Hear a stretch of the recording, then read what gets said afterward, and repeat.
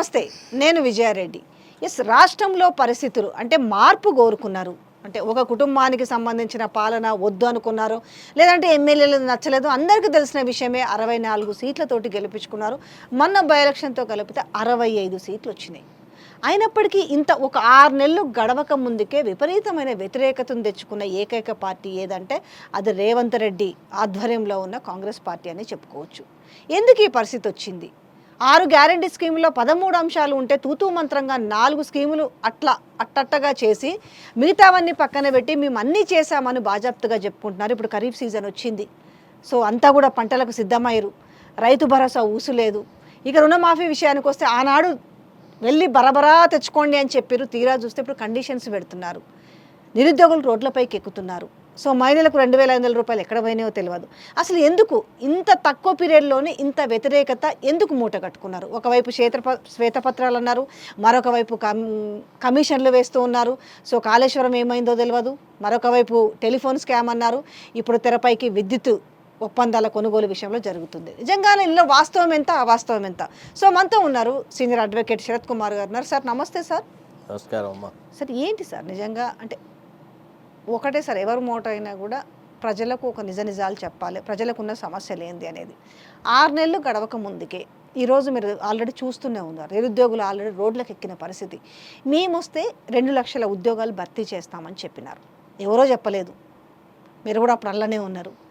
2 లక్షల భర్తీ అన్న తర్వాత వాళ్ళందరూ కూడా పాపం వ్యయ ప్రయాసాలకు ఏర్చి పంట పొలాల్లోకి అమ్మ అయ్య కాళ్ళు మొక్కి కాంగ్రెస్ గవర్నమెంట్ వస్తే భవిష్యత్తు మారుతుంది అని చెప్పారు. కానీ ఈనాడు పరిస్థితి ఎవరైతే దానికోసము పాటుపడ్డారో వాళ్ళే ఈరోజు వ్యతిరేకత చూపిస్తున్న వైనం కనపడుతుంది. ఎందుకంటారు ఈ పరిస్థితి ఎందుకు వస్తుంది? రానున్న రోజుల్లో ఏ విధంగా ఉండబోతుంది? ఒకటమ్మా, ఫస్ట్ ఆఫ్ ఆల్ ఫండమెంటల్గా ఎక్కడ మిస్టేక్ జరిగిందంటే రేవంత్ రెడ్డిని అర్థం చేసుకోవడంలో కాంగ్రెస్ శాసనసభ పక్షం ఫెయిల్ అయింది, కాంగ్రెస్ పార్టీ హైకమాండ్ ఫెయిల్ అయింది. రేవంత్ రెడ్డి ఇంత డొల్ల మనిషి అనే సంగతి వాళ్ళు గుర్తించకపోయారు. ఈయనలో రవ్వంతా కూడా నిజాయితీ లేదు, ప్రజా సంక్షేమం పట్ల పట్టుదల లేదు, ప్రజల పట్ల ఆర్తి లేదు, బాధ లేదు. ఏదైనా లొట్ట మీద కాకిలాగా కావు అంటాడే తప్ప ఎక్కడ కూడా చిత్తశుద్ధితో ఒక్క పని కూడా చేసిన సందర్భం లేదమ్మా. నాడు ఎలక్షన్ మేనిఫెస్టో రిలీజ్ చేసేటప్పుడు, అభయహస్తాన్ని రిలీజ్ చేసేటప్పుడు మల్లికార్జున ఖర్గే గారు మిగతా వాళ్ళందరూ ఎంత గొప్పగా ప్రజలకు వాగ్దానం చేసినారు. ఇది ప్రతి పదం ప్రతి వాక్యం తూచా తప్పకుండా అమలు చేస్తామని అన్నారు.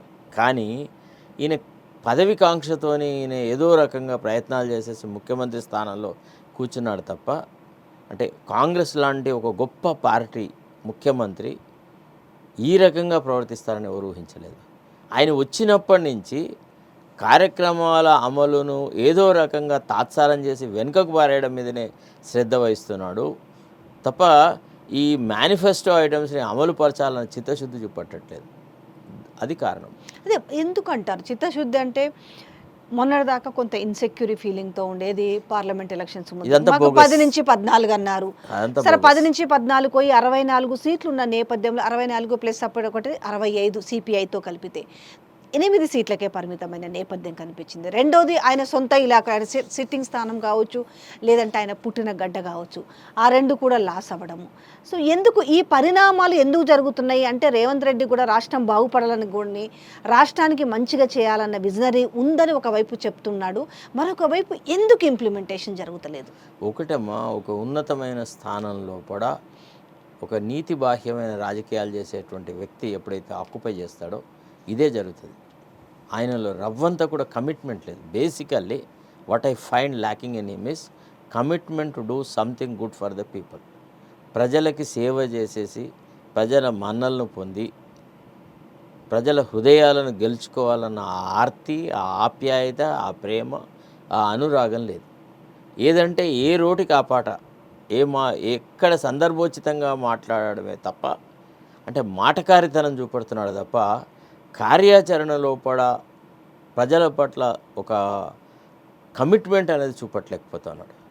మొట్టమొదటి నుంచి మీరు గమనిస్తే ఆయన రాజకీయ చరిత్ర గమనిస్తే కూడా ఎక్కడ ఉండెనో వాళ్ళని దెబ్బగొట్టి ఇంకో చోటికి పోతాడు, మళ్ళీ అక్కడ కొంత డెవలప్ అవుతాడు, మళ్ళీ వాళ్ళని దెబ్బ కొట్టి ఇంకో చోటికి పోతాడు. అంటే బయాలజీలో ఒక జంతువు ఉంటుంది, అదేమిటంటే ఆఫ్టర్ డెలివరీ ఇట్ డైస్ అనమాట. ఇగో ఇది ఆ టైప్ ఆఫ్ ప్యాటర్న్ అమ్మ. ఇప్పటి వరకు honestly speaking, even I also supported Revanth Reddy's candidature for CM's post. I regret today, అరే అమ్మ నేను పొరపాటు చేసినాను. అంటే సహజంగా కాంగ్రెస్ భావజాలంలో కానీ కాంగ్రెస్ ఐడియాలజీతో కానీ డెవలప్ అయిన వ్యక్తి కాదు. అసలు అతను ఎంతసేపు కాంగ్రెస్ను తిడుతూ వచ్చాడు. నాకు అనుమానం ఏంటంటే అసలు కాంగ్రెస్ను భూస్థాపితం చేస్తాడా అనేటువంటి అనుమానం కూడా కలుగుతుంది. ఈయన ఇదే రకంగా ఇట్లనే తాత్సారం చేసేసి ఏ కార్యక్రమాలు అమలు చేయకపోతే, ఇప్పుడు చూడమ్మా ఎంత ఆక్రోషంతో, ఎంత ఆవేదనతో, ఎంత బాధతో బీఆర్ఎస్ ప్రభుత్వాన్ని భూస్థాపితం చేసినారు తెలంగాణ ప్రజలు. మళ్ళీ పునరాలోచనలో పడ్డారు తెలుసా. అసలు కేసీఆర్ టైంలోనే బాగుండే, రైతు బంధు టైంకి వచ్చేది, అన్ని కార్యక్రమాలు సక్రమంగా జరిగేది, కరెంటు కోతలు ఉండకపోయేది అనేటువంటి ఆలోచనలోకి ప్రజల్ని ఈయనే నెట్టుతున్నాడు. ఇదే చాలా బాధాకరమైన విషయం. ఇప్పుడు కరెంటు విషయానికి వచ్చేసరికి ఇక్కడ సమస్యని తప్పుదోవ పట్టించడానికి, ప్రజలని కొంత సైకాలజికల్గా పక్కదోవ పట్టించడానికి చేస్తున్న, అంటే కరెంట్ ఇంతకుముందు అవునన్నా కాదన్నా సఫిషియెంట్గా వచ్చిందనేది ఒక 2014 నుంచి మొదలు పెడితే 23 వరకు పర్లేదు సఫిషియెంట్గా కరెంట్ వచ్చింది అనేది. ఇప్పుడు కరెంటు ప్రాబ్లము, నీళ్ళ ప్రాబ్లము ఒకటి ఉంది.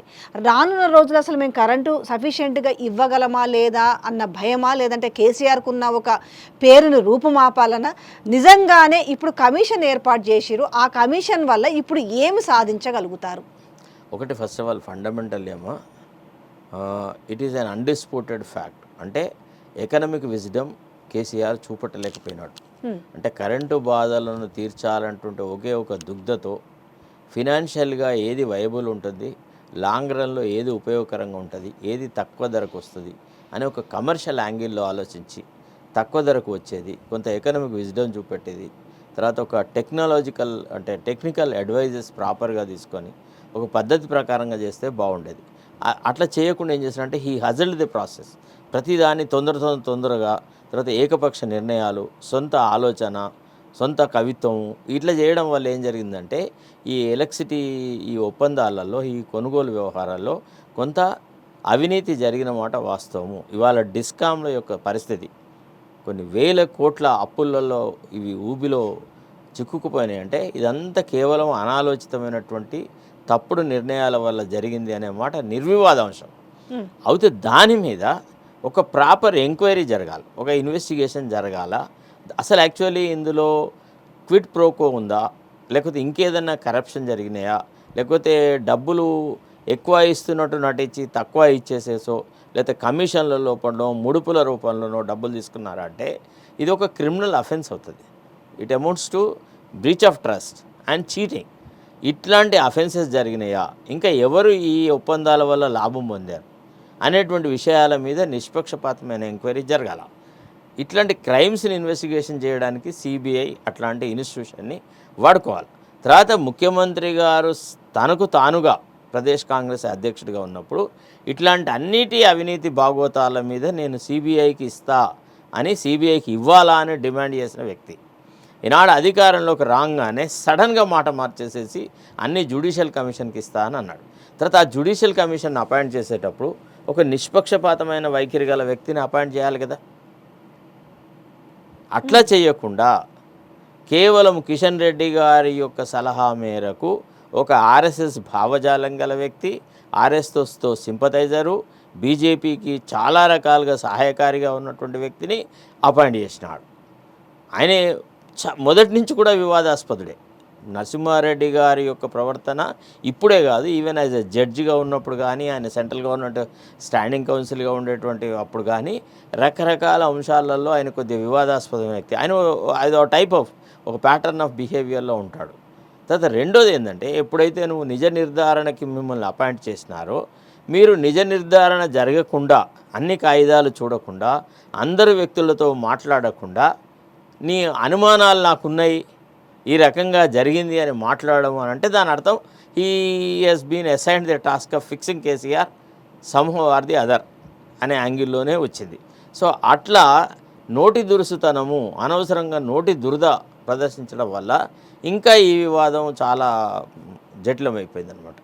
ఏంటి ఇది ఫర్దర్గా ఎట్లా ముందుకు పోయే అవకాశం ఉందంటే ఇక్కడ ఒకటి కేసీఆర్ భయపడుతున్నాడు, కేసీఆర్ హాజరవ్వలే, విచారణ జరగకుండానే అంశాలు బయటకు వచ్చినాయి. ఏ ఒకటి, భయం లేఖ రాసిన తర్వాత భయంతోటే లేఖ రాసిండు, ఆ భయం వల్ల పోలేకపోతున్నాడు, ఇలాంటి మాటల్ని మనం చూస్తున్నాం. ఆ లేఖను కనుక ఖచ్చితంగా చదివితే, ఆ లేఖను ప్రతి వర్డ్ కనుక సరిగా అర్థం చేసుకుంటే, ఆ లేఖ ఎక్కడ కూడా భయపడుతూ రాసిన ఉత్తరంలో కాదు, నీ అధికారాలను ఛాలెంజ్ చేస్తున్నట్టుగా ఉంది, నీ నిజాయితీని శంకిస్తున్నట్టుగా ఉంది, నీవు నిష్పక్షపాతమైన ఎంక్వైరీ జరుపుతావా అనే అనుమానం నాకుంది, నువ్వు ముందే ప్రీజడ్జి చేసి చాలా విషయాలు మాట్లాడావు, నువ్వు ఎవరి సంతృప్తికో రిపోర్ట్ ఇవ్వాలన్న ఒక ఆలోచనలో ఉన్నావే తప్ప నిజ నిర్ధారణ అనేటువంటి మూల అంశాన్ని నుంచి నువ్వు పక్కకు తప్పుకున్నావు అనేటువంటి భావనలో రాశాడు. సరే, ఆయన చెప్పినట్టుగా ఆనాటి మన ఎలక్ట్రిసిటీ పరిస్థితులు ఎట్లా ఉండేది, మోటార్లు ఎట్లా గాలిపోయేది, అందరూ ఏ రకంగా జనరేటర్లు పెట్టుకున్నారు, ఇదంతా కొంతవరకు వాస్తవం. It is a fact. అంటే కేసీఆర్ వచ్చేటి నాటికి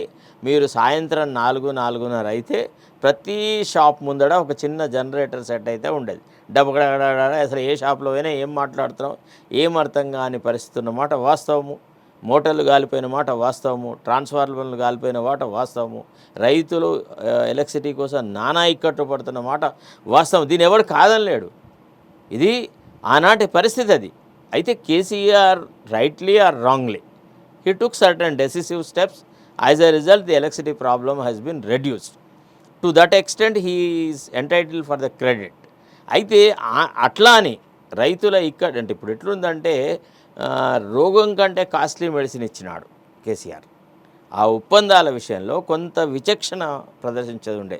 ఇప్పుడు ఇట్లాంటి ఒప్పందాలు ఏం చేయాలమ్మా, ఒక కమిటీకి ఇవ్వాలి, సొంత నిర్ణయాలు తీసుకోకూడదు.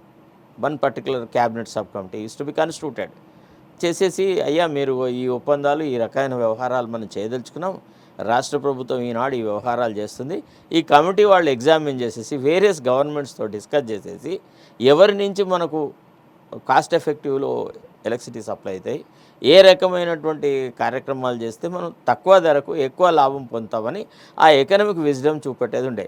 అది మనది ఎట్లుందంటే సర్ప్లస్ స్టేట్ అవ్వడం వల్ల జేబులో బాగా డబ్బులు ఉంటే మనం వాడు ఎంత అడుగుతా అంత ఇచ్చేసేసి కొనుక్కున్నాం. తర్వాత ఇంకొక ముఖ్యమైన విషయం ఉందమ్మా, మేము ఛత్తీస్గఢ్కి వెళ్ళాం తీన్మార్ మల్లన్నతో పాటుగా. అక్కడి ముఖ్యమంత్రి భూపేష్ బఘేల్తోని మేము ఇంటరాక్షన్ పెట్టినాము. కాంగ్రెస్ గవర్నమెంట్ ఉన్నప్పుడు మేము వెళ్ళాం. I had an interaction with Bhupesh Baghel. In fact అక్కడ స్టేజ్ మీద మీటింగ్లో కూడా భూపేష్ బఘేల్ గారు మాట్లాడినటువంటి మాటలను, ప్రజలు ఆయనను అడిగిన ప్రశ్నలని నేను తెలుగు నుంచి హిందీకి అనువాదం చేసేసి ఆయనతో మాట్లాడినాను. రఫ్లీ about half an hour to 45 minutes confabulation I had with him. During the course of discussion he revealed Telangana ప్రభుత్వం ఇంకా కూడా మాకు డబ్బులు ఇవ్వాలి, మాకు డబ్బులు ఎగ్గొట్టింది అనే విషయం కూడా చెప్పినాడు. అంటే ఒకటి, కేసీఆర్ ఏదైతే ఒప్పందాలు చేసుకున్నావో they are all unwise decisions. They were not economically wise, economically useful decisions. ఈ భారము పెనుభారం అయితే రాష్ట్రం మీద మోపినాడు అనేది నిర్వివాదాంశం. అయితే అది దురుద్దేశపూర్వకంతో చేశాడా, లేకపోతే ఆలోచన రహితంగా చేశాడా, లేకపోతే అప్పటి పరిస్థితుల ప్రకారంగా అంటే రైతులు ఎదుర్కొంటున్నటువంటి ఇక్కట్లను, లేకపోతే ఇండస్ట్రియల్ ఎదుర్కొంటున్న ఇక్కట్లను దూరం చేయడానికి నిర్ణయం తీశాడు అనేది కమిటీ నిజ నిర్ధారణ తేల్చాలి. తేల్చకముందే తొందరపడి మాటలు మాట్లాడడం అనేది కమిషన్కు సరిపడిన విషయం. అంటే ఎట్లా ఉంటుంది ఫర్దర్గా ఇది ఏ రకంగా తేలే అవకాశం ఉంటుంది? ఏ రకంగా అంటే నోరు తెరిస్తే అంటే అట్లని కాదు, జనరల్గా ఇప్పుడు కోమటిరెడ్డి వెంకటరెడ్డి కావచ్చు, లేకపోతే ఇంకొకరు కావచ్చు, ఈరోజు దాని మీద మాట్లాడుతూ ఇక ఖచ్చితంగా ఇటు టెలిఫోన్ కేసు కావచ్చు, స్కామ్ గురించి కావచ్చు, అదే ట్యాపింగ్ కావచ్చు, లేదంటే ఇప్పుడు ఇది కావచ్చు, లేదంటే కాళేశ్వరం కావచ్చు, మనకి కంక్లూజన్లు ఎక్కడ కనపడుతుందంటే అంటే జైలుకు వెళ్తారు అంటుంది. ఇక్కడ జైలుకు పంపించడమే ఇక్కడ దీనికి సొల్యూషనా? అంటే ఇప్పుడు ఒకవేళ ఒకటి, నేను ఏ రాజకీయ నాయకుడైనా కానీ ప్రత్యర్థుల పట్ల కొంత సంయమనంతో మాట్లాడాలి. ఇప్పుడు అందులో అవకతవకలు జరిగినాయా లేదా ఇంకా నిర్ధారణే జరగలేదు. కేసీఆర్ ఆల్రెడీ జైల్లోకి పోతాడు అని అన్నప్పుడు మీరు ఈ ఎంక్వైరీలు, ఇన్వెస్టిగేషన్లు అన్నీ వాటి తూతూ మంత్రలాగా చేస్తున్నారు, ఐవాష్ లాగా చేస్తున్నారు. కేవలం మీకు కేసీఆర్ను జైలుకు పంపి ఆయన పార్టీని లేకుండా చేయడము అనేది ఒకవేళ మీ పొలిటికల్ టార్గెట్ అయితే that is a different thing all together. కానీ నిజ నిర్ధారణ జరిగి తప్పులు ఆయన చేసినట్టుగా నిరూపించబడితే ఆయన జైలుకు పోని ఇంకెక్కడికైనా పోని అభ్యంతరం లేదు. కానీ ఇప్పుడే ఆయన ఖచ్చితంగా జైలుకు పోతాడు, ఖచ్చితంగా జైలుకు పోతాడు అనేటువంటి మాట ఇది కేసీఆర్ను చూసి భయపడి మాట్లాడుతున్న మాటలాగా ఉంది. తెలంగాణ ప్రజలకు ఇచ్చిన హామీల విషయంలో ఈరోజు చాలా ఇక్కట్లు పడుతున్న నేపథ్యం కనపడుతుంది. సో మాకు కొంత రైతుకు పెట్టుబడి సాయంగా ఆనాటి నుంచి అందించారు కాబట్టి మీరు ఇంకా గొప్పగా దానికంటే ఇంకొక 5,000 యాడ్ చేసి ఇస్తామని చెప్పారు. రెండోది ఏంది, అలవిగాని హామీ ఏంది, 2 లక్షల రుణమాఫీ ఏకకాలంలో, దట్టు ప్రతి ఒక్కరు అయిన వాళ్ళు కూడా ఇమ్మీడియట్లీ వెళ్ళి తెచ్చుకోండి అని చెప్పి మేము డిసెంబర్ 9కే చేస్తామన్నారు. 4-5 వాయిదాలు పెట్టేశారు. లాస్ట్కి దేవుళ్ళ మీద ఒట్టేసి ఆగస్టు 15వ తేదీ అన్నారు. సరే సంవత్సరం అంటే చెప్పలేదు అనుకోండి, ఆగస్టు 15వ తేదీ అని చెప్పారు, లోపు చేస్తామని చెప్పి. సో పెద్దగా ఎన్నో రోజులు లేదు, దానికి ఒక కార్పొరేషన్ ఏర్పాటు చేసి, రైతు కార్పొరేషన్, దాని ద్వారా చేస్తామన్నారు. కానీ దానికి ఉండే కొర్రీలు దానికి కనిపిస్తున్నాయి. ఇందులో ఇప్పుడు ఏదైతే మన తెలంగాణ అందరూ కూడా మోడీ పైసలు అంటారా, కిసాన్ సమ్మేళన్, సో దాని నుంచి వచ్చే 6,000 రూపాయలు వస్తాయి. ఒక 36 లక్షల మందికి వస్తాయి ఆ డబ్బులు. వాళ్ళకు మాత్రమే వర్తించాలా? తర్వాత రేషన్ కార్డును తీసుకోవాలి ప్రామాణికంగా, ప్రభుత్వ ఉద్యోగులు, ఐటీ కట్టే వాళ్ళకు, ప్రైవేట్ ఉద్యోగస్తులకు ఉండదు. ఇన్ని కారణాలు ఇప్పుడు చెప్తుంటే రేపు ప్రజానికం యావత్తు రైతులు ఆల్మోస్ట్ ఒక 70 లక్షల మంది ఉంటారు. ఎట్లుంటుంది వీళ్ళ మనసులు? రేపు ఏ విధంగా గాయపడే అవకాశం ఉంది?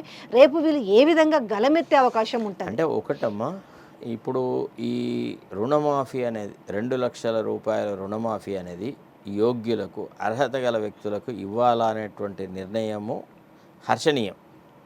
అయితే అర్హులు ఎవరు అనేటువంటి విషయాన్ని నిర్ధారించడానికి కొన్ని ప్రామాణికాలు అవసరం. ఒకటేంది, ఆల్రెడీ రైతు బంధు విషయంలో, రైతు భరోసా విషయంలో కూడా అయోగ్యులకి లక్షల రూపాయలు ఇచ్చినారు. ఇండస్ట్రియలిస్టులకి, టెలిఫోన్ బంకులకి, రోడ్లకి, అంటే రెవెన్యూ రికార్డ్స్తో సంబంధం లేకుండా అది నేలైతే చాలు రైతు బంధు ఇచ్చినారు. అసలు సాగుకు పెట్టుబడి అనేటువంటి ఒక మూల ఉద్దేశాన్ని డిఫీట్ చేస్తూ వ్యవసాయ యోగ్యంగాని భూములకు, గుట్టలకు, చెరువులకి, పంట అంటే ఏ రకంగా కూడా వ్యవసాయం జరపని ఇసుక నేలలకు కూడా ఈ రైతు బంధు అనేది ఇవ్వడం జరిగింది. ఇది చాలా విమర్శలకు దారితీసింది. నిజమైన రైతులకు ఇస్తే 5,000 కంటే ఇంకా 10,000 కూడా ఇవ్వగలిగిన పరిస్థితి ఉండే, కొంత ఫిల్టరింగ్ జరగాల్సింది ఉండే, ఆ పని జరగలేదు. సో ఇప్పుడు రైతు రుణమాఫీ అనేది పెనుభారం కాబట్టి సహజంగా ఎవరైతే అగ్రికల్చర్ చేస్తున్నారో వాళ్ళకే ఇస్తే బాగుంటుంది. కౌలు రైతులను కూడా దృష్టిలో పెట్టుకోవాల్సి వస్తుంది, రకరకాల అంశాలను పరిశీలించాల్సి వస్తుంది. కాబట్టి ఒక అధికారుల కమిటీ ఒక రిపోర్ట్ ఇచ్చారు, ఏమని, గీ అంశాలు పరిగణలోకి తీసుకోవచ్చు అని. అందులో ఒకటి ఏంది, ఈ కిసాన్ యోజన ఏదైతే ఉందో, కిసాన్ సమ్మాన్ యోజన అని కేంద్ర ప్రభుత్వం పెట్టిందో, దానికి కొన్ని గైడ్లైన్స్ ఉన్నాయి. ఈ గైడ్లైన్స్ మనం ఫాలో అవుదామని. అయితే ఇందులో లోపభూయిష్టంగా ఉన్న అంశాలు 2. ఒకటేంటిది, రేషన్ కార్డు ఉండడం. గత 10 సంవత్సరాల కాలంలో కేసీఆర్ ఉన్న టైంలో అసలు రేషన్ కార్డులు అనేది ఎవరికి రిలీజే కాలేదు, ఎవరికి ఇవ్వలేదు. ఒక దశకము అనేటప్పటికీ చాలా కుటుంబాలలో కూడా 10 ఏళ్ళు 9 ఏళ్ళు ఉన్న వాళ్ళందరూ మేజర్లు అయినారు, పెళ్ళిళ్ళు 97 లక్షలు ఇప్పుడు ఉండడమే. చాలామంది వేరే కుటుంబాలు పెట్టుకున్నారు. వాళ్ళ ఎవరికి రేషన్ కార్డు లేకపోవడం వల్ల అట్లాంటి వాళ్ళందరికీ డిప్రైవేషన్ జరుగుతుంది, ఫస్ట్ పాయింట్. తర్వాత మీరు పాస్బుక్ ఉండాలన్నాడు. ధరణిలో ఎన్నో అఘాయిత్యాలు జరిగినాయి, ఎన్నో అరాచకాలు జరిగినాయి. పాస్బుక్లు అనేది సన్న చిన్నకారు రైతులకు అసలు దక్కనే లేదు. ఓన్లీ ఎవరికైతే 5 ఎకరాల ఎబో 10 ఎకరాలు అట్లా భూములు ఉన్నవాళ్ళు, కొంత భూమి మీద అవగాహన ఉన్నవాళ్ళు ఏదో రకంగా అటు తహసీల్దార్లనో లేకపోతే ఇతర అధికారులనో మొత్తానికి మభ్యపెట్టో, లాలుచి పెట్టో, డబ్బులు ఇచ్చో పాస్బుక్లు పొందినారు. సన్న చిన్నకారు రైతులున్నారు, 1-2 ఎకరాల భూమి ఉన్న వాళ్ళ భూములు అనవసరమైన వివాదాలలో చిక్కుకున్నాయి. ఇప్పుడు ఈ భూములు ఎక్కడివి అని అంటే, గత ప్రభుత్వాలు భూమి లేని రైతులకు పంచినటువంటి భూములు. లేకపోతే రుణాలు రావు కదా. అదే కదా అమ్మా. ఇప్పుడు ఒక విషయం ఏంటంటే, ఫస్ట్ ఆఫ్ ఆల్ మీరు ఒకవేళ పాస్బుక్ను ప్రామాణికంగా తీసుకోవాలని అనుకున్నప్పుడు ధరణికి సంబంధించిన అన్ని సమస్యలు రిజాల్వ్ చేసేసి అర్హులైనంత వాళ్ళందరికీ పాస్బుక్లు ఇవ్వాలా. ఒక తూతూ తుప్పంగాళ్ళ కమిటీ ఒకటి పెట్టినాడు, ధరణి సమస్యలు అన్నీ పరిష్కారం కావాలని చెప్పేసి.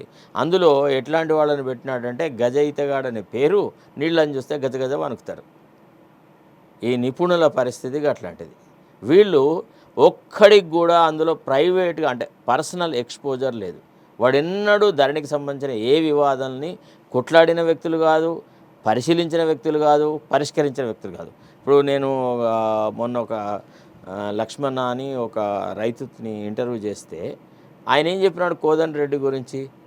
చాలా తను డొల్లా, అసలు ఆయనకి ఏం రైతుల వ్యవహారమే తెలియదు, వ్యవసాయం గురించి ఆయన అవగాహన చాలా శూన్యం సార్ అని ఒక రైతు నాయకుడే చెప్పినాడు. ఆయనతో ఒక 5-6 సార్లు మీటింగ్ చేసిన వ్యక్తి కోదండరెడ్డికి అసలు ఈ విషయం మీద అసలు పూర్తిగా అవగాహన లేదు, ఆయనకు అర్థమే కాలేదు సార్ సబ్జెక్టు, ఎన్నిసార్లు మాట్లాడినా అని అన్నాడు. ఒకటి ఇంకొక ఎవరో ఒక లాయర్ ఉన్నాడు, ఇంకా మిగతా వాళ్ళు ఉన్నారు కదా, వాళ్ళ విషయంలో కూడా అదే రకమైన మాట్లాడు. ఇప్పటి వరకు 30 మీటింగులు జరిగినాయమ్మా, దాదాపు 6 నెలల కాలం గడిచింది. ఎన్ని ధరణి సమస్యలు సాల్వ్ చేశారు? ఇప్పుడు మరి పేద రైతులకు మనము పాస్బుక్ ఇవ్వకుండా, పాస్బుక్ లేకుంటే మేము మీకు రుణమాఫీ చెయ్యము అని అంటే మరి వాళ్ళు ఎక్కడ పోవాలా?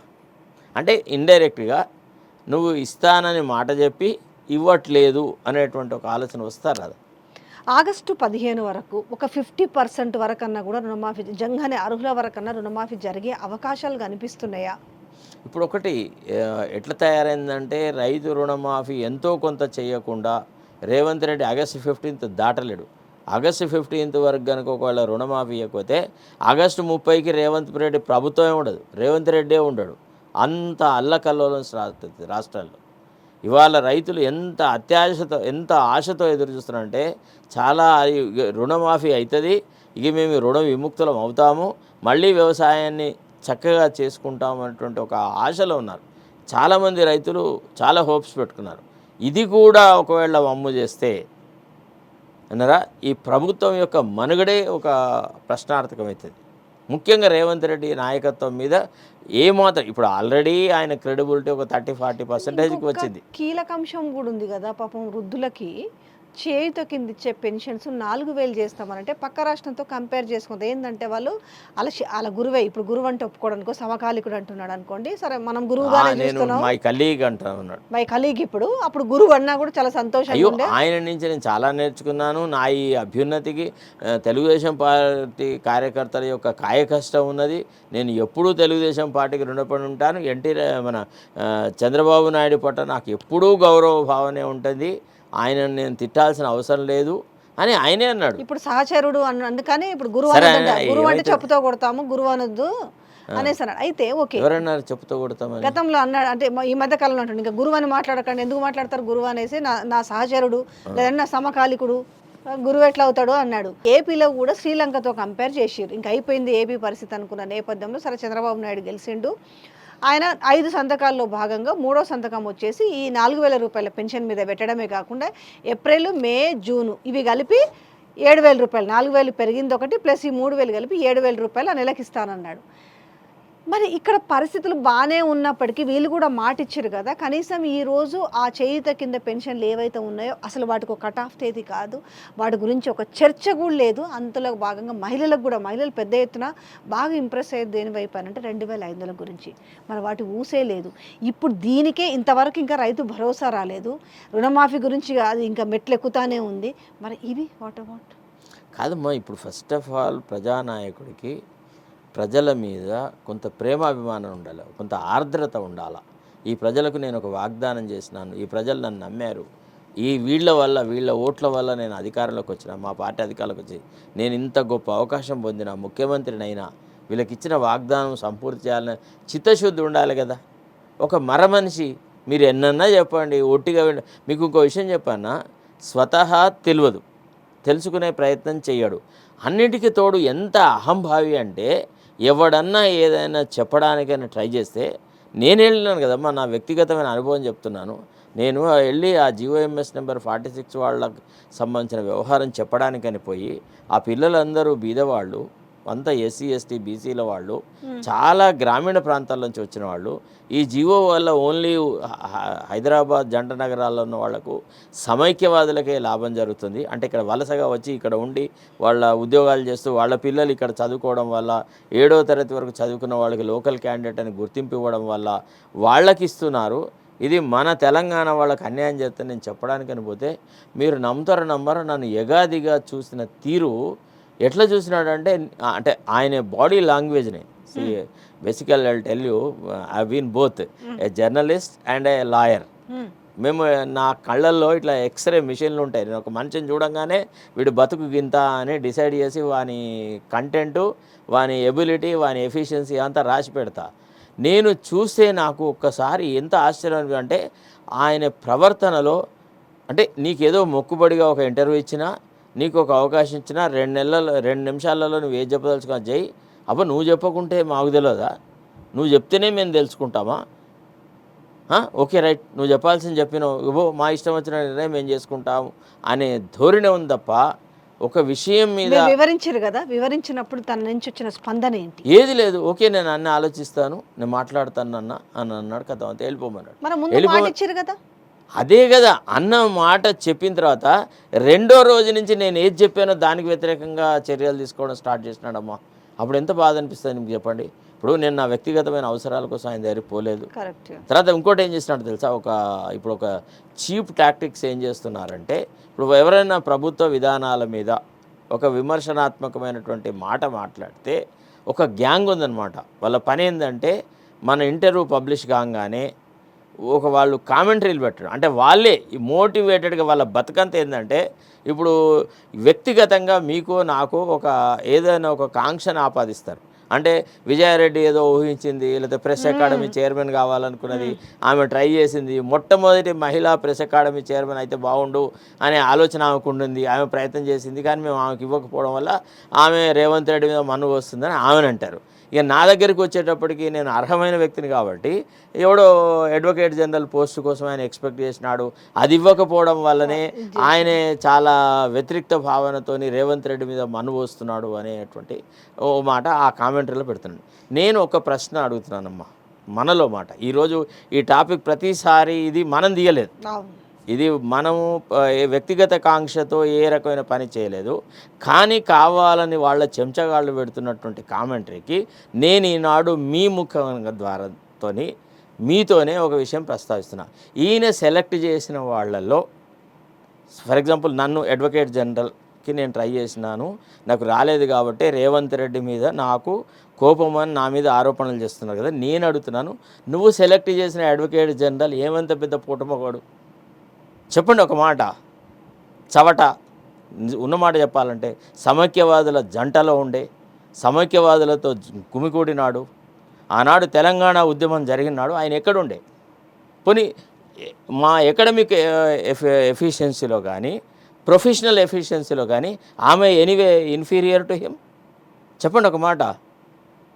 ఆయన కంటే నేను ఇన్ఫీరియర్నా ఏ విషయంలోనైనా?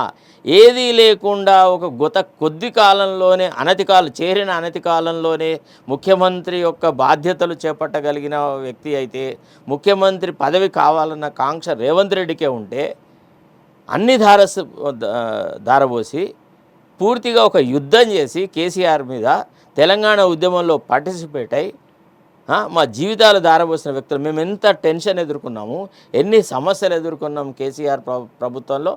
మేము ఏదైనా ఎక్స్పెక్ట్ చేస్తే తప్ప నేను అడగలేదు, ఆనెస్ట్లీ చెప్తున్నాను. కావాలంటే ఎవరితోనే ఛాలెంజ్ చేస్తాను.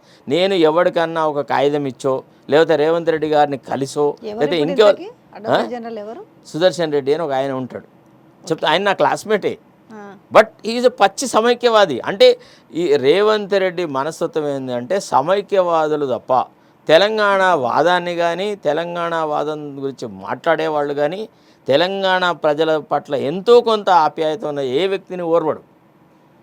I would have no objection. Honestly I welcomed it. నా క్లాస్మేటే Sudarshan and myself both have studied law in Osmania university. In which way I'm inferior? నేను నాసిరకం సరుకునా? ఇప్పుడు ఈ వీళ్ళు ఎవరైతే నా మీద కామెంట్లు పెడతారో ఇది వాళ్ళకు సమాధానం. నిజానికైతే నేను ఎక్స్పెక్ట్ చేయలేదమ్మా, ఎందుకంటే నాకు సరిపోయింది. ఎప్పుడైతే ఈ ప్రభుత్వం ఏర్పడేటప్పటికీ there was some tragedy in my family. I was otherwise in a deep sorrow, ఒక మెలాంకలీలో ఉంటి, ఒక రకమైనటువంటి ఆవేదనలో ఉంటి, నేను నా భవిష్యత్తు గురించిన ఆలోచనే చేయలేనంత దుఃఖసాగరంలో ఉన్న నాకు ఇట్లాంటి వ్యక్తిగతమైన కాంక్షలు ఆపాదిస్తే బక్కా జడ్సన్కి లేదా కామెంట్ చూడండి. ఆయన మాట్లాడుతుంటే అక్కడ ఉండి అంత పోరాటం చేసి వచ్చి అన్నేళ్ల పాటు కాంగ్రెస్లో ఉంటే అవునమ్మా కేసీఆర్ మీద యుద్ధం ఎవడు చేసినాడమ్మా? ఆయనకు కూడా ఈరోజు ఎట్లా ఆపాదిస్తున్నారు తెలుసా? అసలు చెప్తున్నాను ఒక మాట, అంటే వీళ్ళకి వ్యక్తిగతమైన కాంక్ష ఉంటే కరెక్ట్ అట, మిగతా వాళ్ళకి ఎందుకు ఉండదు? ప్రజాస్వామ్యంలో ఎవడైనా దేనికైనా అర్హుడే. ఈయన సెలెక్ట్ చేసుకున్న పోటుమగోళ్ళ కంటే మనం ఏదైనా తక్కువైతే అప్పుడు మన గురించి మాట్లాడాలి. అంతేగాని అసలు సరిగా 10 నిమిషాలు ఆర్గ్యూ చేయలేడు.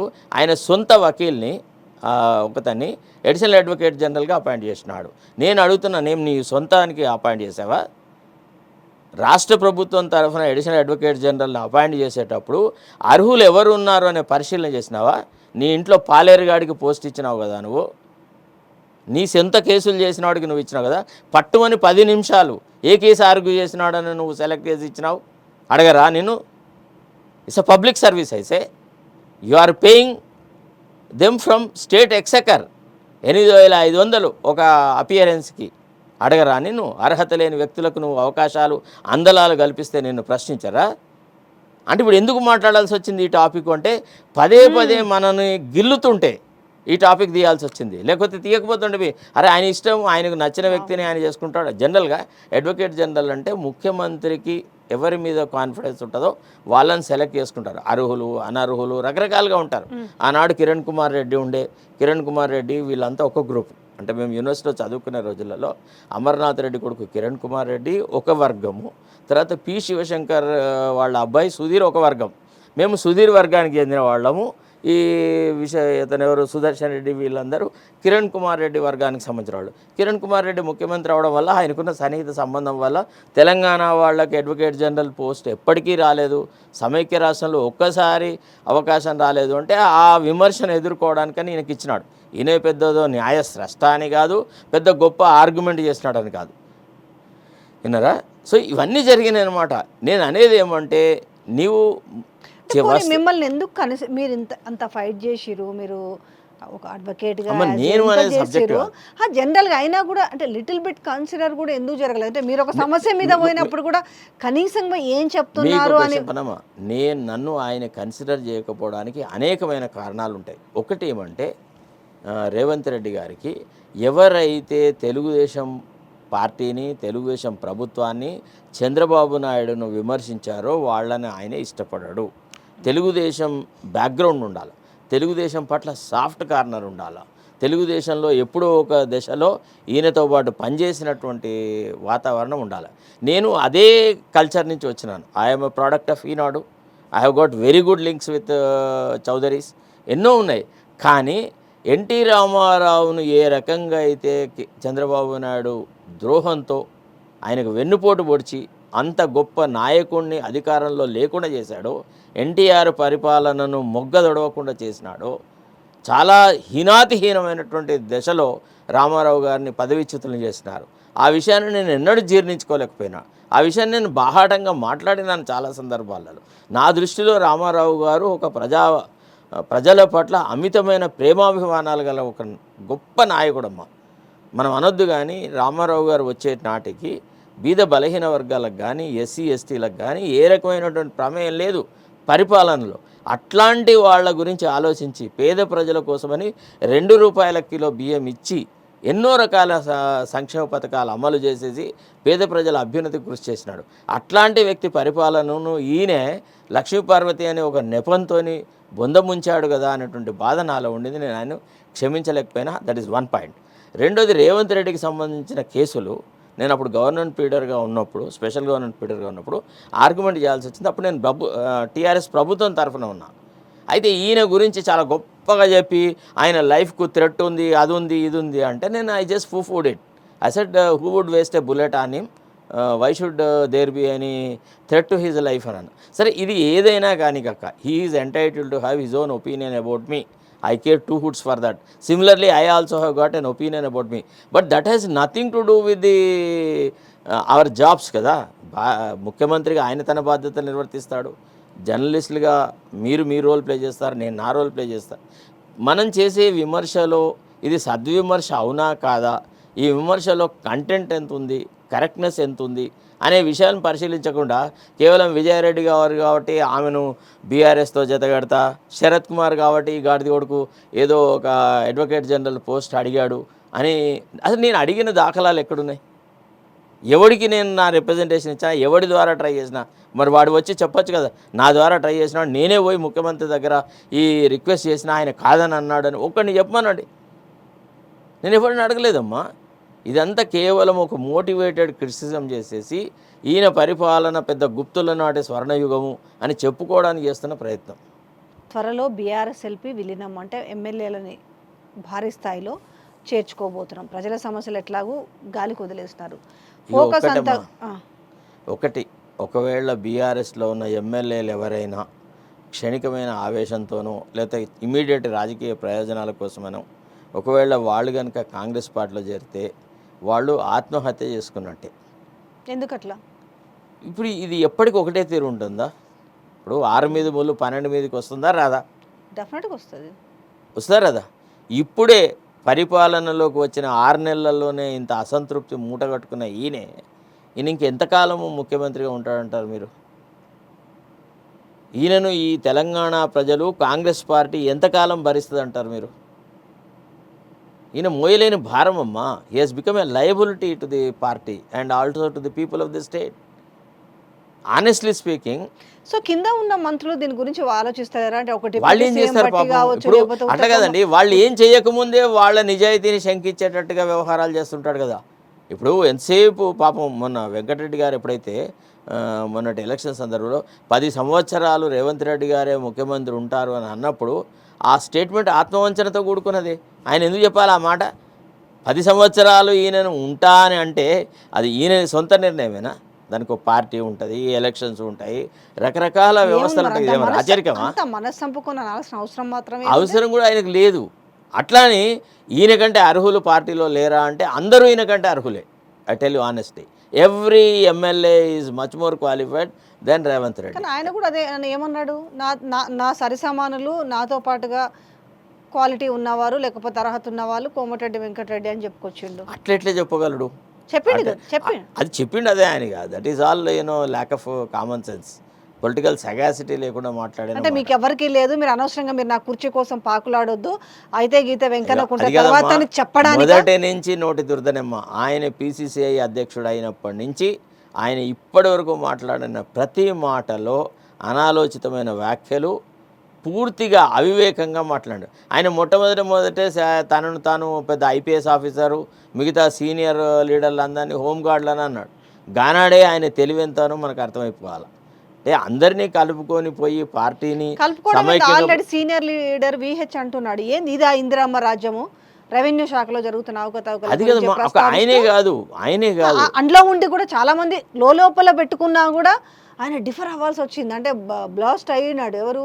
VH. సహజంగా కాంగ్రెస్ భావజాలం గల వాళ్ళు, కాంగ్రెస్ పార్టీలోనే పుట్టి పెరిగిన వాళ్ళు, కాంగ్రెస్ని ఎనలేని ప్రేమతో చూసే వాళ్ళందరికీ రేవంత్ రెడ్డి ఎట్లా కనబడతాడంటే కబాబ్ మే హడ్డీ చేసా వినలేదా, అట్ట కనబడతా ఉన్నాడు. ఈయనను ఇంకా కూడా ఓనపవడం. ఇప్పుడు మీరు చూడండి, ఆంధ్ర వాళ్ళు రేవంత్ రెడ్డిని మా రేవంత్ రెడ్డి అంటున్నారు. తెలంగాణ వాడు ఎవడన్నా మా రేవంత్ రెడ్డి అనగా చూసారా? ఒక్క లీడర్ అన్నా, ఒక్క కార్యకర్తను ఎవడన్నా మా రేవంత్ రెడ్డి ఈయనే మా ముఖ్యమంత్రి అని అనగలని చూస్తున్నారా?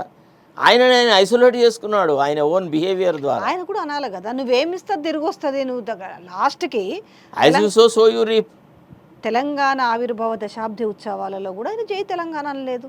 అక్కడ కాదమ్మా, అసలు ఇప్పుడు తెలంగాణ కోసం అసూలు బాసినటువంటి ఎంతోమంది ఉద్యమకారులను సన్మానం చేస్తాం, వాళ్ళకు పెన్షన్ ఇస్తాం అని రకరకాలుగా మాట్లాడి కొంతమందిని తీసుకువచ్చినారు. మమ్మల్ని ఎందుకు తీసుకువచ్చినారు, మమ్మల్ని ఎందుకు పంపించినారు, మాతో ముఖ్యమంత్రి ఒక్క మాట కూడా మాట్లాడలేదు అని చెప్పేసి ఆ ఉద్యమకారుల ఎవరైతే ప్రాణాలు కోల్పోయినారో వాళ్ళ తల్లిదండ్రులు మాట్లాడినారు కదా. అసలు రవ్వంతా కూడా మాట్లాడలే. వాళ్ళతో కనీసం ఒక అసలు సహజంగా తెలంగాణ ఉద్యమం పట్ల కానీ తెలంగాణ సెంటిమెంట్ పట్ల కానీ రేవంత్ రెడ్డికి రవ్వంతా కూడా అంటే అక్కడ సానుభూతి లేదు. మెయిన్ మేము అందశ్రీ రాసిన గీతాన్ని మేము దాంతో మంచి మ్యూజిక్ రైటర్ తోటి మంచిగా దాన్ని రాపించినాము, చేయించినాము, దానికి ప్రకటించినాము, మేము చాలా గౌరవించినాము. ఇంతవరకు నేను అందశ్రీ అంటే చాలా గౌరవం కలిగి ఉంటామ్మా. అందశ్రీని నేను ఒక మంచి సహజ పాండిత్యం గలటువంటి రచయిత అంటే దాదాపుగా నేను ఆయనను కవి పోతనతో పోల్చి చూసే వ్యక్తిని. కానీ ఎప్పుడైతే ఈ మురికి కుంపలో చేరాడో, ఈ రేవంత్ రెడ్డి గ్యాంగ్తో జమ అయ్యాడో ఆయన మీద ఉన్న గౌరవ భావన అంతా పోయింది. మొన్న ఒక ఇంటర్వ్యూలో నేను చూసిన ఆయన భాష మాట్లాడితేరు సహజంగా అందశ్రీ ఎంతైతే ఉన్నతమైన స్థానంలో ఉండేనో ఎంత గొప్పగా మాట్లాడేవాడో అట్లాంటి ఆయనే చిన్న స్వార్థం కోసమని ఎంత నీచంగా మాట్లాడుతున్నాడో ఈ మధ్య. అందశ్రీ అనేవాడితోనే మొత్తం తెలంగాణ ఉద్యమం మొదలయ్యి కొసగాలే కదా. Is one of the persons, is a great writer, is a natural writer, సహజ పాండిత్యం గల వ్యక్తి, అన్నీ ఓకే రైట్. అందశ్రీ గారికి నమస్కారం. కానీ తెలంగాణ సెంటిమెంట్ను దెబ్బతీసే విధంగా సమైక్యవాదుల యొక్క తో గుమిగూడితే, సమైక్యవాదుల చెంతన చేరితే, వాళ్ళ పంచన చేరితే ఆయన తన గౌరవాన్ని పొడగొట్టుకున్నట్టు. ఏమవుతుందండి ఇప్పుడు అక్కడ గురువు ముఖ్యమంత్రి, ఆయన సెంటర్లో కీ రోల్ అయినాడు. ఇప్పుడు ఎందుకంటే ఆయన 16 సీట్లతో ఆయన సెంటర్లో కీ రోల్ అయినాడు, ఎంపీ సీట్లతోటి. ఇక్కడ చూసుకుంటే ఈయన ఇద్దరు కలిసి మంచిగా జోడెద్దుల్లాగా ఉన్న నేపథ్యంలో ఏమైతుంది, ఏం చేయకపోయినా కూడా చాలా పొరపాటు. జోడెద్దు లేదు, లండెద్దు లేదు. ఈయన అసలు జోడెద్దు లాంటి స్వభావమే అక్కడ చంద్రబాబు నాయుడు పాలనకు ఇక్కడ పాలనకు చూడండి. ఆయన సూపర్ 6 అన్నాడు, 5 గ్యారంటీస్ ఒక ఎట్ ది ఫస్ట్ సిగ్నేచర్ ఆయన చేశాడు. ఈయనలో అంత చిత్తశుద్ధి ఉందా, అంత కార్యదీక్షత ఉందా, అంత పట్టుదల ఉందా, అంత సమర్థత ఉందా? ఏమైనా పోలిక ఉందా ఆయనకి ఈయనకి? దేంట్లో పోలిక పెడతారు? చంద్రబాబు నాయుడుతో ఈయనని దేంట్లో పోలుస్తారు మీరు? అంటే పరిపాలన అనుభవంలో పోలుస్తారా, రాజనీతిజ్ఞతలో పోలుస్తారా, లేకపోతే ఒక పార్టీని స్థాపించి, అంటే ఒక పార్టీ యొక్క పగ్గాలు తీసుకొని పార్టీని ఏకతాటి మీద నడిపి గెలుపోటములను సమానంగా చూసి మళ్ళీ మళ్ళీ అధికారానికి వచ్చిన వ్యక్తిగా చూస్తారా? ఏం పోలిక ఉందని చెప్పి మీరు ప్రతిసారి రేవంత్ రెడ్డికి చంద్రబాబు నాయుడుకి పోలికలు పెడతారు? ఒక్కటి సమైక్యవాదుల యొక్క ఇంట్రెస్ట్ను ప్రొటెక్ట్ చేయడానికి, ఆంధ్ర వాళ్ళ యొక్క ఆస్తిలను కాపాడడానికి, ఇక్కడ ఆంధ్ర వాళ్ళ ఇంట్రెస్ట్లను ప్రొటెక్ట్ చేయడానికి రేవంత్ రెడ్డి అనేవాడిని ఒక పావుగా వాడుకుంటాడు చంద్రబాబు నాయుడు, అంతే. అంతకంటే ఎక్కువ ఏం లేదు. ఉన్నారా? ఇక డెవలప్మెంట్ ఏమి అంత గాలికి వదిలేసి నా బోందో డెవలప్మెంట్, నా బోకల్. ఇప్పుడు ఈ 6 నెలల్లో జరిగిన మీ దృష్టికి వచ్చిన తెలంగాణలో డెవలప్మెంట్ కావచ్చు, అద్భుతంగా కొత్తగా వచ్చిన కంపెనీలు కావచ్చు, అసలు 6 నెలల్లో మార్పు అంటే ఏమొచ్చింది చెప్పండి? ఏమీ రాలేదు. ఇంకో విషయం తెలంగాణ ప్రజానికం ఈనాడు నిరాశ నిస్పృహలకు లోనవుతున్నారు. ఆలోచనేసింది. ఇవాళ మేము కూడా చాలా కార్యక్రమాలు చేస్తూ ఉంటాం. As a journalist I interact with many people, I talk to many people. ప్రతి రైతు నోట సార్ రైతు బంధు లేదా, అసలు రైతు భరోసా అనేది ఒక స్కీమ్ పెట్టినామని, కాంగ్రెస్ మేనిఫెస్టోలో అది ఉందని, మేము 15,000 ఇస్తామనే సంగతి రైతులు అడగట్లేదు. వాళ్ళు ఏమన్నారు? కేసీఆర్ పెట్టిన రైతు బంధే మాకు ఇవ్వండి మహాప్రభు అని అడుగుతున్నారు. నువ్వు 5,000 ఇస్తే చాలుగా, నువ్వు ఎక్కిచ్చే అంత కెపాసిటీ నీకు లేదు, గంత ఔదార్యం నీలో లేదు, అంత సానుభూతి నీలో లేదు. నువ్వు మాకు 5,000 ఇవ్వడానికనే తక్కించి కష్టపడుతూ ఉన్నావు, నీ మనసు రావట్లేదు అని అంటున్నారు. ప్రజలు ఏమంటున్నారు ఇవాళ? రైతులు ఏమమ్మా నీకు మొత్తం కంప్లీట్గా నాట్లు వేసుకునే స్టేజ్ వచ్చిందమ్మా. ఈరోజు నేను ఒక వ్యవసాయ కుటుంబం నుంచి వచ్చినాను. మొన్నటి వర్షాల లోపల పాపం విత్తనాలు నాటినారు పత్తి రైతులు, మిగతా వాళ్ళందరూ. ఇప్పుడు ఏమవుతుందంటే గ్రామీణ ప్రాంతాలలో ఇప్పుడు మనం టైంకు డబ్బులు ఇవ్వలేదనుకో, పెట్టుబడి సాయం చేయకుంటే వాళ్ళు ఏం చేస్తారు? ఎవరో ఒక అప్పు దగ్గర తీసుకుంటాడు. ఈ అప్పు చేసిన వాడు ఏం చేస్తాడు? కొంత ఇంట్రెస్ట్ రేట్ ఫిక్స్ చేస్తాడు. వాడు ఏమంటాడు? రైతు బంధు రాగానే పట్టుకుపోయి వాడికి నేను అప్పు కడతా అంటే వాడు ఒప్పుకోడు. నేనేమన్నా నీ కష్ట సుఖానికి ఇచ్చిన నా పైసలు, నేను ఇంట్రెస్ట్ కోసం అని ఇచ్చినాను, వడ్డీ కోసం ఇచ్చినాను. 6 నెలలకు వడ్డీతో సహా నువ్వు నాకు ఇస్తే ఇప్పుడు తీసుకుంటా, ఇంకా 6 నెలలకు తీసుకుంటా, లేదంటే వడ్డీ కడుతూనేవో 6 నెలలకే ఇయ్యి అంటున్నాడు. సో దానివల్ల ఈ చేత ఇచ్చినట్టయింది, ఈ చేత తీసుకున్నట్టయింది. అంటే నీవు ప్లానింగే లేదు. First of all fundamentally this man doesn't have any compassion towards the people. That is the worst part of it. ఎందుకు ప్రతి ఒక్క విషయంలో ఒక వ్యతిరేకతను ఎందుకు మూటగట్టుకోవాలి? ఆఖరికి లిక్కర్ విషయానికి వస్తే కూడా మొన్నటి వరకు ఏంటో ఈ కొత్త బీర్ బిర్యానీలు అనేసి, లేకపోతే ఇంకేదో అనేసి కొత్త డిస్టిలరీస్కి ఇవ్వడము, దాని తర్వాత ఈ యొక్క అప్రతిష్ట పాలు, దాని మీద అంటే వైన్ విషయం, అదే లిక్కర్ విషయానికి వస్తే కూడా ఎందుకు ఇంత అర్జెంటుగా? అంటే ఒకటి నేనేమనుకున్నా అంటే, నాకు అర్థమైన విషయం ఏంటంటే, ఈ కొత్త బ్రాండ్ల ఇంట్రొడక్షన్ అనేది ఎక్సైజ్ మినిస్టర్తో సంబంధం లేకుండా ముఖ్యమంత్రి అనుచరులు తీసుకున్న నిర్ణయం. అందుకే ఆయన చెప్పాడు, ఇది నాకు సంబంధం లేదు అని అన్నాడు. That's but natural, that is but natural. ఆయన చెప్పినా చెప్పకుండా ముంజేతికి అంకడానికి అర్థం ఎందుకు? మళ్ళీ ఇమీడియట్గా పెద్ద ఆయనతో అబద్ధం ఆడిచ్చినారు. అది బ్రీవరీస్ కంపెనీ తీసుకున్నారు, కార్పొరేషన్ వాళ్ళు తీసుకున్నాడు, నేను నా దృష్టిలోకి రాలేదు, అది ఇది అని ఏదో సర్ది చెప్పడానికి ట్రై చేసినాడు. But the fact of the matter is చాలా అంశాలు, చాలా మంత్రివర్గానికి సంబంధించిన వ్యవహారాలు, చాలా మంత్రిత్వ శాఖలకు సంబంధించిన వ్యవహారాలను ముఖ్యమంత్రి ఏకపక్షంగానే నిర్ణయిస్తాడు అని చాలామంది నాతో చెప్పినారు. వాళ్ళకి సంబంధమే ఉండదు, మంత్రులకు తెలియకుండానే చాలా విషయాలు జరిగిపోతుంది. అది ఎక్సైజ్లో కావచ్చు, హౌసింగ్లో కావచ్చు, ఇంకేదైనా కావచ్చు. పక్క రాష్ట్రంలో చూసినాం లిక్కర్ కన్జ్యూమర్స్ అనేది ఎంత ఇబ్బంది పడ్డారు గత 5 ఏళ్ల నుంచి అని. మళ్ళీ తీసుకొచ్చి కళ్ళతో చూసిన తర్వాత ఈడ తెలంగాణలో నువ్వు బిర్యానీలు అని దాని పేర్లు ఏంటో చెప్తున్నారు, నాకు పెద్దగా లేదు ఎందుకు అట్లాంటి అది కదమ్మా. మనం ఏం చేసినాము ఇప్పుడు ఎన్నికలప్పుడు బెల్ట్ షాపుల గురించి ఒక పెద్ద ఉద్యమం లాగా బెల్ట్ షాపు లేకుండా చేస్తామని అన్నా. మరి బెల్ట్ షాపులు లేకుండా అయిందా ఈనాడు? ఇంకా అధికమైనాయమ్మా బెల్ట్ షాపులు. ఇవాళ గ్రామీణ రైతాంగము ఏదన్నా పనిచేసి వస్తే 3 గంటల నుంచి 2:30, 3 నుంచే తాగడము, తోలడము, రానా ఇబ్బందులు పాలవుతున్నారు. అసలు మహిళల జీవితంలో కూడా చాలా అశాంతికి కారణం ఈ బెల్ట్ షాపులు. రాగానే ఒక వెల్ఫేర్ మెజర్ కింద మనము ఈ బెల్ట్ షాపులను తీసేద్దామని నిర్ణయం చేసినట్టు లేదు. ఆ బెల్ట్ షాపుల ద్వారా, ఆ వైన్ల అమ్మకాల ద్వారా, ఎక్సైజ్ అమ్మకాల ద్వారా వచ్చే నిధులతోనే ఎంతో కొంత అరకొరిగా కొన్ని కార్యక్రమాలు జరుగుతాయి కాబట్టి ఆ పని చేస్తున్నాడు. ఇప్పుడు ఏవేవైతే జరుగుతున్నాయో రోడ్ల మీదకి వస్తున్నారు. ఇక ఒకవైపు రైతులు వస్తున్నారు, ఒకవైపు అన్ని వర్గాల వారు మెల్లమెల్లగా రోడ్డెక్కి నిరసన తెలియజేస్తున్న వైనం కనపడుతున్న నేపథ్యంలో ఈ వ్యతిరేకత ఈ విధంగా వస్తుంది, ఇది పెచ్చు మీరితే ప్రమాదమే అని హైకమాండ్ పరిశీలించే రోజు వస్తుంది అనుకోవచ్చా? ఒకటమ్మా, దేనికైనా everything has got its own time under the sun అంటారు. ఒక బైబిల్లో ఒక విషయం చెప్తారు, ఏమని? There is a time to sow, there is a time to reap the harvest అని. అంటే విత్తనాలు నాటడానికి ఒక సమయం ఉంటుంది, హార్వెస్టింగ్ చేయడానికి ఒక సమయం ఉంటుంది.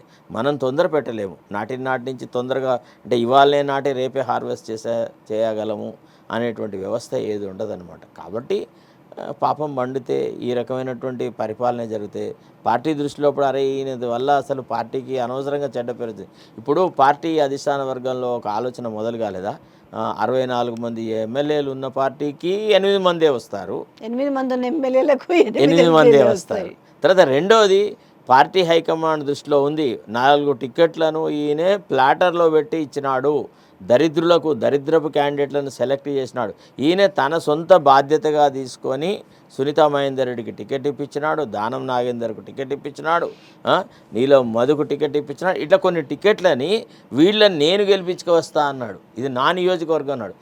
పార్టీ హైకమాండ్ కూడా నమ్మినారు, అరే మల్కాజిగిరి ఈ he's held that particular position కాబట్టి హీ మే సక్సీడ్ అని అనుకున్నారు. దాదాపుగా 4 సీట్లను పళ్ళెరంలో పెట్టి మనము బీజేపీకి అప్పగించినాం. అసలు బీజేపీకి అంత సీన్ ఉందమ్మా ఈ రాష్ట్రాల్లో? 2-3 సీట్ల కంటే ఎక్కువ లేదు. కేవలం ఇప్పుడు ఎంతసేపు ఏమంటారంటే బీఆర్ఎస్ వాళ్ళు ఓట్లన్నీ కాంగ్రెస్కి ట్రాన్స్ఫర్ చేసి, కామన్ సెన్స్ ఉండాలి. నువ్వు రాజకీయంలో ఉన్నావు, శత్రువు మిత్రువు అయితేనే కదా. ఆనాడు అన్ని అంటే బీఆర్ఎస్కు వ్యతిరేకంగా ఉన్న అన్ని శక్తులను నువ్వు కూడగట్టి బీఆర్ఎస్ మీద ఒక యుద్ధం ప్రకటించినటువంటి నీకు ఎట్లయితే నీకు అందరు సహకరించారు, నీ ఐడియాలజీతో ఏకీభవించలే, నీ పెద్ద పరిపాలన దక్షతతో గ్రహించలే, ఏం చేయలేదు. ఎందుకు చేస్తున్నారు? బీఆర్ఎస్ యొక్క అరాచక పాలన ఉంది కాబట్టి రకరకాల అభిప్రాయాలు గలవాళ్ళు, ఐడియాలజీ గల వాళ్ళందరూ ఒక గొడుగు కింద వచ్చేసేసి బీఆర్ఎస్ను ప్రభుత్వాన్ని పొందముంచినారు. అట్టనే ఇవాళ నువ్వు వ్యతిరేకంగా ఉన్నప్పుడు నువ్వు పార్టీ అంటే ప్రజలకు కళంకమైనటువంటి పరిపాలన తీసుకొస్తే, ప్రజాకంటకమైన పాలన తీసుకొస్తే నిన్ను వ్యతిరేకించే వాళ్ళందరూ ఒక గ్రూప్ అవుతారా కారా? అవుతారా కారా? ఒకవేళ బీఆర్ఎస్ సరైనటువంటి ఫైట్ ఇవ్వలేకపోతుంది రేవంత్ రెడ్డికి అని అన్నప్పుడు బీఆర్ఎస్ సింపథైజర్లు ఎటువైపు పోతారమ్మా? అంటే ఓటర్లకి ఐడియాలజీ ఉందా? ఎవరో కొంతమంది కార్యకర్తలకు ఐడియాలజీ ఉంటుంది. ఆ మాటకు అర్థం లేదు. అంటే బీఆర్ఎస్ అంటే కేసీఆర్ బ్యాంక్ అకౌంట్లోంచి అమౌంట్ ట్రాన్స్ఫర్ చేసినాడా వాళ్ళ అకౌంట్లోకి? ప్రజలు భావించినారు ఏమని? బీఆర్ఎస్ సరి అయినటువంటి పోటీ ఇవ్వలేకపోతుంది, బీజేపీ మాత్రమే ఇస్తుంది అనేటువంటి ఆలోచన ఒకటి. రెండోది ఏంటంటే నువ్వు ఇచ్చిన ప్రతి మాట తప్పేవు కదా, నీ విశ్వసనీయత జీరో అయింది కదా. ప్రజలు మొన్న బీఆర్ఎస్ని జీరో చేసినారు, కాంగ్రెస్ని సగానికి నరికినారు, బీజేపీకి అందలంగా పెట్టినారు. రానున్న రోజుల్లో ఎట్లా ఉండబోతుండొచ్చు ఒకవేళ అంటే క్రైటీరియాస్? ఎట్లా ఉండవమ్మా, ఒకటేందంటే ఒక ఒక క్షుద్ర నీతితో, ఒక క్షుద్ర రాజకీయ ఎత్తుగడలో భాగంగా బీఆర్ఎస్ను నీచా చేయాలా, బీఆర్ఎస్ అనేది లేదు, బీఆర్ఎస్కు అస్తిత్వమే లేదు, బీఆర్ఎస్కు భవిష్యత్తు లేదు అనేటువంటి ఒక కదా. నాకు ఒక డౌట్ వస్తుంటుంది, మన పక్క కొంచెం పొరుగు రాష్ట్రం కింద తమిళనాడులో కూడా గమ్మత్తుగా ఉంటుంది ఆడ కూడా. అంటే అప్పుడు కరుణానిధి కావచ్చు, జయలలిత కావచ్చు, కొడితే ఒకసారిగా 200 పైన, దిగితే 4 సీట్లు కూడా, 6-4 ప్రతిపక్షంలో ఉన్న వాళ్ళకి. కానీ మళ్ళీ ఆ 4 ఉన్నోళ్ళు కూడా పుంజుకొని మళ్ళీ అధికారంలోకి వచ్చేటోళ్ళు. అంటే వీళ్ళకు రాజకీయాల్లో ఉన్న వాళ్ళకి, ఎందుకంటే మీకు ఇంకా బాగా తెలుసు, అంటే మీరు రాజకీయంలో మీరు అడ్వకేటు, మీరు ఎన్నో చూసారు కాబట్టి, అట్లాంటిది ఎన్ని కుటిల కుతంత్రాలు చేసినా ఒక 10 ఏళ్ళు అయితే బీఆర్ఎస్ పాలన కూడా చూసారు. 26 మంది కాంగ్రెస్ ఎమ్మెల్యేలు ఉండేది ఎన్టీ రామారావు రెండోసారి ప్రభుత్వంలోకి వచ్చినప్పుడు. విన్నరా, చంద్రబాబు నాయుడు పవర్లో ఉన్నప్పుడు కూడా, అంటే ఎన్నికలైతే రాజశేఖర రెడ్డి గారు ప్రతిపక్ష నాయకుడిగా ఉన్నప్పుడు ఒకసారి దాదాపుగా 99 మంది 100 మంది సభ్యులతోని ప్రతిపక్షంలో ఉండే. ఆ తర్వాత మళ్ళా ఎదిగి కాంగ్రెస్ పవర్లోకి వచ్చింది. అంటే గడ్డు కాలం వచ్చినప్పుడు ఎవరైనా కుంగిపోతారు. రాజకీయాలలో చావు అనేది ఉండదు. ఇక కేసీఆరే కనుక ఒకవేళ చిత్రంలో లేకపోతే, కేసీఆర్ యొక్క జీవన కాలంలో బీఆర్ఎస్ పార్టీని భూస్థాపితం చేస్తా అనేటువంటి మాట కేవలం రాజకీయ దురహంకారంతో మాట్లాడాల్సిందే తప్ప. ఇప్పుడు ఏపీలో ఎందుకు పక్కన మొన్న జరిగింది కదా 151-23, పక్కకున్న తమిళనాడులో జరగలేదా? ఇవన్నీ చరిత్ర అంతా చూసుకుంటే, అరే 2-3 ఉండరమ్మా. అసలు జయలలిత పోనే లేదు. కరుణానిధికి ఎన్ని సీట్లు వచ్చినాయమ్మా? జయలలితతో పోటీ పడ్డప్పుడు ఒకసారి ఏడీఎంకే, ఇంకోసారి డిఎంకే పరిపాలన రాలేదా? ఇప్పుడు రాజకీయాల్లో మేము భూస్థాపితం చేస్తామనుకొని మీరు భూస్థాపితం కాకుండా చూసుకోవడం ముఖ్యం. ఆయన ప్రజలకు ప్రజలే అల్టిమేట్గా. ఒక్కటమ్మా, ఎన్నికలు అయిన తర్వాత ప్రతిసారి కేసీఆర్ను మధ్యలో పెట్టి కేసీఆర్ను కేంద్రీకృతం చేసేసి మాట్లాడడం అనేది ఈ ప్రభుత్వానికి పరిపాలన మీద చిత్తశుద్ధి లేదు అనే తెలుస్తుంది. నువ్వు ఈనాడు కేసీఆర్ గురించి మర్చిపోవాలా, బీజేపీ గురించి మర్చిపోవాలి, పరిపాలన మీదనే దృష్టి కేంద్రీకరించి ప్రజలకు మనము అభయహస్తం ద్వారా ఏం వాగ్దానాలు చేశాము, ఆ వాగ్దానాలను ఏ రకంగా అమలు పరచాలి, కాంగ్రెస్ యొక్క ఆలోచన సరళి ఏ రకంగా ఉండాలి. అసలు కాంగ్రెస్ పార్టీని ఇంకా ప్రజల దగ్గరికి తీసుకుపోవచ్చమ్మా. కాంగ్రెస్ పార్టీ ఏమంతా డెవలప్ అయింది, అధికారంలోకి వచ్చింది అన్నట్టే. కానీ వీళ్ళ లీడర్లు ఇప్పుడు వీళ్ళ ఎమ్మెల్యేలు ప్రజల దగ్గరకు పోతే కనీసం ప్రజల సమస్యలు ఇప్పుడు తెలుస్తాయి. ఏమడుగుతున్నారు? ఏ ఎమ్మెల్యే పోతున్నాడమ్మా ప్రజల దగ్గరికి? అసలు ప్రజల దగ్గరికి పోతే ప్రజలు ఇవాళ నా రైతు బంధు ఏది, రైతు భరోసా ఏది, నీవు రుణమాఫీ ఎప్పుడు చేస్తాను అడుగుతారని దాదాపుగా 70% మంది ఎమ్మెల్యేలు ప్రజల దగ్గరికి పోవడం లేదు. ఎంతసేపు వీళ్ళ కాన్సన్ట్రేషన్ అంతా ఏంటంటే బీఆర్ఎస్లో ఎంతో కొంత పేరున్న నాయకుడు ఎవ్వడు లేకుండా చేసేసి వాళ్ళందరినీ అయస్కాంతంలాగా ఈ పార్టీలో గుంజుకోవడం. అసలు బీఆర్ఎస్కు కార్యకర్తలు లేకుండా చేయాలి, బీఆర్ఎస్కు నాయకులే లేకుండా చేయాలనుకుంటూ ఒక ఏకైక సంకల్పంతో పనిచేస్తున్నారు తప్ప ప్రజాహితమైన పనులు చేసి ప్రజల యొక్క మెప్పు పొంది ప్రజల హృదయాల్లో కొంత స్థానం పొందాలన్నటువంటి ప్రయత్నం చేయట్లేదు. చివరిగా ఒక ప్రశ్న, దేశవ్యాప్తంగా మళ్ళా నాటిమెందా ఏపీ, నాటిమెందా తెలంగాణ, దేశవ్యాప్తంగా మళ్ళీ ఈ ఈవీఎం మిషన్స్ పైన మళ్ళీ ఒక చర్చ జరుగుతుంది, బ్యాలెటే రావాలనేసి మళ్ళీ ఒక తీవ్ర చర్చ. సో దీన్ని ఎంతవరకు తీసుకెళ్లే అవకాశం ఉంది? చూడమ్మా, ఈ ఎలన్ మస్క్ ఏదైతే ఒక విషయం చెప్పినాడో తర్వాత వరల్డ్ ఓవర్గా, అంటే if you see that a program can be changed. అసలు ఈ ఈవీఎంల మీద ఇంత రభస, ఇంత రచ్చ అవసరం లేదు నా దృష్టిలో.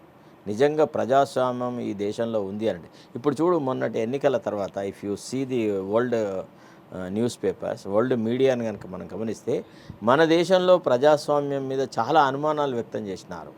మోడీ చేసినటువంటి క్యాంపెయిన్ కానీ, మోడీ చేసినటువంటి విధానాలు కానీ, సిబిఐ ఈడీలను వాడి ప్రతిపక్షాలను చిన్నాభిన్నం చేయడము, ప్రతిపక్ష నాయకులను జైళ్ళల్లో పెట్టడము, ఏకపక్షంగా అంత తనే అయి వ్యవహారం చేయడం. అసలు పార్టీ లేదు, only Modi is BJP, BJP is Modi అన్నట్టుగా తనకు ఓటు వేయి అని చెప్పి అడిగిన విధానం అదంతా చూస్తే, అంటే ప్రతిపక్షాలను ఒక different point of view express చేసిన ప్రతి వ్యక్తిని ఏదో ఒక రకమైన హింసకు, పీడనకు గురి చేసిన విధానం చూస్తే అసలు ఈ భారతదేశంలో డెమోక్రసీ అనేది ఉందా? అసలు నిజంగా నిష్పక్షపాతమైన వాతావరణంలో ఎన్నికలు జరుగుతాయా? తర్వాత ఎన్నికల కమిషన్ ఏదైతే ఏకపక్షంగా బీజేపీకి సపోర్ట్ చేస్తున్న విధానము, ఇవన్నీ చూసిన తర్వాత వరల్డ్ మీడియా చాలా అనుమానాలు వ్యక్తం చేసింది.